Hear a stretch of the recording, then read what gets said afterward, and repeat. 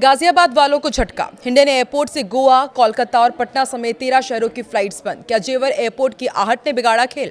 नमस्कार, मैं हूं आकांक्षा और आप देख रहे हैं न्यूज 18 का डिजिटल प्लेटफॉर्म। पश्चिमी उत्तर प्रदेश के लोगों को दिल्ली आईजीआई एयरपोर्ट की भीड़-भाड़ से बचाने के लिए गाजियाबाद में शुरू किया गया हिंडन सिविल टर्मिनल आज खुद उड़ान भरने के लिए संघर्ष कर रहा है। कभी चहल पहल से गुलजार रहने वाले इस एयरपोर्ट की रौनक एक साल के अंदर ही फीकी पड़ गई है।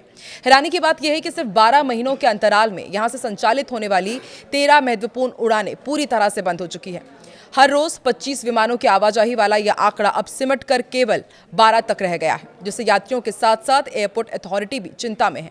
हिंडन एयरपोर्ट से उड़ानों के बंद होने का सिलसिला इतनी तेजी से चला कि अब यहां संचालन के नाम पर आधा हिस्सा भी नहीं बचा है। ठंड और कोहरे का सीजन शुरू होने से पहले तक यहां से रोजाना 25 फ्लाइट्स उड़ान भरती थी, जो अब घटकर 12 रह गई हैं।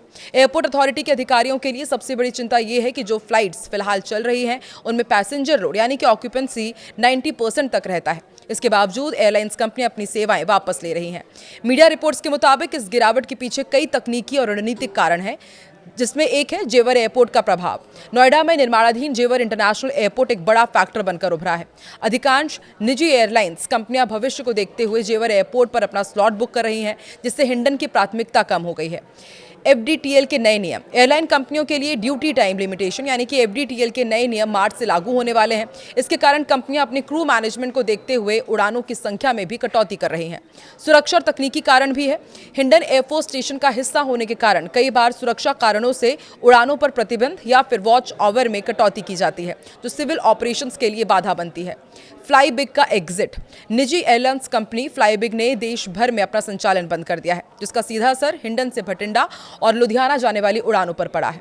पिछले साल मार्च और जुलाई में बड़े उत्साह के साथ इंडिगो और एयर इंडिया एक्सप्रेस ने कई शहरों के लिए सेवाएं शुरू की थी, लेकिन अब स्थिति बदल चुकी है। इंडिगो की 8 में से केवल 7 उड़ानें चल रही हैं और इनमें मुख्य रूप से बेंगलुरु, जो कि सुबह शाम का संचालन होता है, मुंबई और अहमदाबाद ही शामिल है। वहीं एयर इंडिया एक्सप्रेस भी अब केवल बेंगलुरु और मुंबई के लिए ही अपनी सेवाएं दे रही है।